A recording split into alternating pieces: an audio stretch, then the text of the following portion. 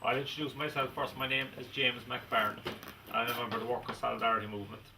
It's an anarchist organisation, and it's the organisation that runs this shop, which is available to everybody in the left, I must emphasise, and I'm sure they appreciate that fact. Very much. I work in the book trade, and one of the places I work is below in Bantry, the square in Bantry. There's a country fair every Friday. And every Friday, every Friday, I go down and I sell books on the square. And a quite popular book I'm selling at the moment is called Chief O'Neill. And it's about this man, Francis O'Neill, who was a native of the area and who many, many years ago emigrated to the United States and settled in a city known as Chicago. And Francis O'Neill's claim to fame in the Bantry area is that he was a very important folklorist, and in later life, in midlife and in later life, he collected folkloric tales from all the old Irish community there. A very noble thing, you'd say, and a very useful thing to do, and as a consequence of his activities, lots of songs and folk stories and stuff are preserved. But Francis O'Neill has also got another claim to fame, and that's that he was a police chief in Chicago City. And the man was an extremely brutal and effective opponent of the workers' movement. And many, many strikers and members of the union movement were killed as a result of his activities. And his boast was that rarely did he need to bring in the National Guard to enforce strike breaking in that city. And that kind of has a little bit of sort of a link with Mayday, in that Chicago is the place where Mayday was given birth to.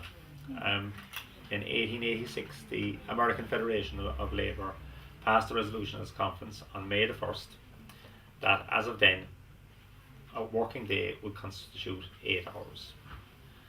And the movement that grew out of that, which was ultimately successful, we're delighted to say now, resulted in a number of rallies in Chicago itself. And at one of those particular rallies, just as it was finishing up, having been hundreds of thousands strong, it was down to a couple of hundred people left, a bomb was thrown at a number of policemen who suddenly arrived on the scene. There's lots of conspiracy theories, but we needn't dwell on that now. But the state nonetheless used that excuse to round up a lot of the leading lights in the 8-hour day movement, many of whom, as a matter of fact, the majority of whom were anarchists, and the state subsequently executed 8 of them after a show trial with rigged juries and false evidence. And ever since then, the workers' movement has celebrated May Day in memory of those people who gave their lives in that struggle for the 8-hour day. And as a result of that resolution passed by the AFL on that occasion. And that's a very, very proud history for us to celebrate, and something to be very conscious of, is that the rights we enjoy today as workers, particularly the 8-hour day, which was a major step forward for our class, let no one doubt it, came as a result of blood, sweat and tears, and a lot of blood. And so while people might commemorate Francis O'Neill below in Bantry, I take great pleasure in pointing out to everyone who buys the book after me that when they read it, they may be a little bit shocked that it isn't all about gathering folklore and songs, and quite a bit of it is his diary about beating strikers into a pulp and successfully defeating the workers' movement.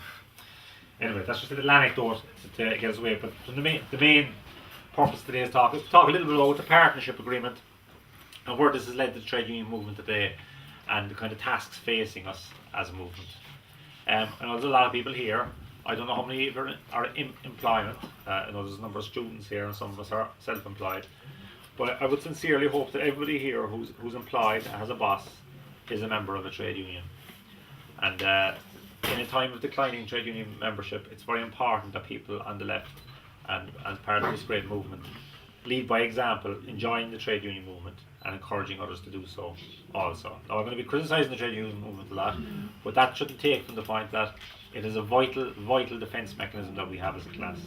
And the conditions that we enjoy, imperfect as they are a vast improvement from where we were when we didn't have a trade union movement.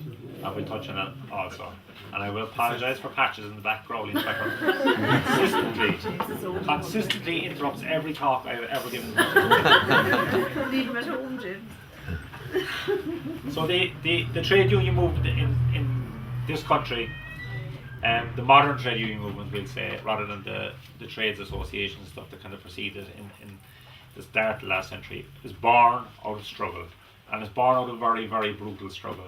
And in a way, it relates back to May Day again in the States, in that the men inspired and women inspired by that movement there came to this country, and filled with that zeal, they set about building the trade union movement in this country.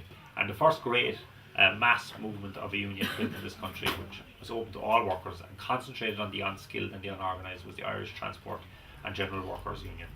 Jim Larkin and James Connolly are names that we can throw out easy enough, but we're not particularly interested in the big names, if you like, but we're interested in the progress of the movement. So that this movement that organised the least well paid, the worst treated people in our society, became a mighty weapon, a mighty force, very, very fast.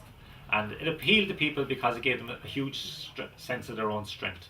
No one before had really said, look, together we can organise and we can achieve things. There have been other movements, but this movement was a major advance for the Irish working class. And it went through great periods of struggle, and a lot of Irish history at the start of the last century is extremely influenced by the individuals who became part of the trade union movement, and indeed the sections of the working class who organised and fought. In 1912 in this city there was a general strike, which was defeated, as it happens. But you wouldn't think it nowadays, but this city was actually completely paralysed at that time by that general strike. A huge movement. In 1913 there was a massive lockout in Dublin when the employers attempted to smash the trade union movement, and a struggle ensued there which defined the politics of the working class in that city. Since then, I would say since right up to the 60s, it has a resonance now. If you say 1913 lockout, most people will have knowledge of it. It even gets mentioned in the school books because it's so big and it has to be kept in the public eye. And the major Irish newspaper, the biggest selling Irish newspaper today, the daily newspaper, the Irish Independent, was of course on the side of the employers, as were most of the newspapers that we know and that currently still exist in this country. So lines drawn from then come right up to today. The strands are all still connected. In 1916, the Irish Citizens' Army, who had been born out of the 1913 lockout, a workers' militia, built to defend workers who were on strike, armed as workers' militias were then were, took part in the rising to assert the right of the Irish people to self-determination, and played their role in that. In 1919, the first parliament elected here by the Irish people, which separated itself from Britain, the democratic programme of the first style, directly influenced by the labour movement and the strength of the labour movement, and was quite a radical document for its time. Maybe not a social revolution that we would all hope for, but nonetheless it was the influence, it was a resonance of the strength of that movement and the strength of that struggle. Through the period 1919 to 1923, the revolutionary period in Ireland, through the War of Independence and the Civil War and the eventual evolution of the state, the trade union movement grew vastly. The confidence that was instilled in people about the ability to take control of your own destiny encouraged people to join the trade union movement. And in every single parish in this country, hundreds and hundreds of people started signing up to the unions. The labouring class, the biggest class outside of the cities here, were farm labourers, and over 100,000 of them were in the trade union by that period.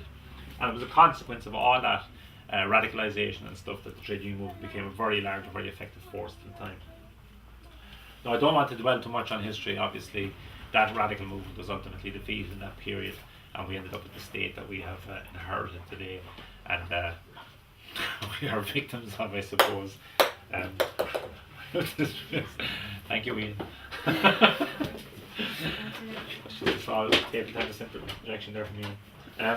The Irish trade union movement and trade unionists involved in the Republican Congress and other radical organisations were to the forefront in fighting the fascists here in the 30s. A very important period in our history when fascist movements succeeded in taking over many countries in Europe. They were physically defeated here by the violence and fists and boots of Irish workers. And that was all part of that tradition, all part of the tradition that we should be very proud of. We can niggle and we can argue about the various politics of the various organisations involved, but it's very important that all came out of the confidence of our class that was built out of the trade union movement. The state, however, Ireland has gone through many recessions, and the trade union movement has gone through periods of phenomenal growth and confidence, and then periods of retreat. And one would say that today it's a pale shadow of what existed previously. And I was talking to a comrade the other day, and we were reminiscing, because I'm past 40 now, so I'm allowed to reminisce about people. There are people here older, but and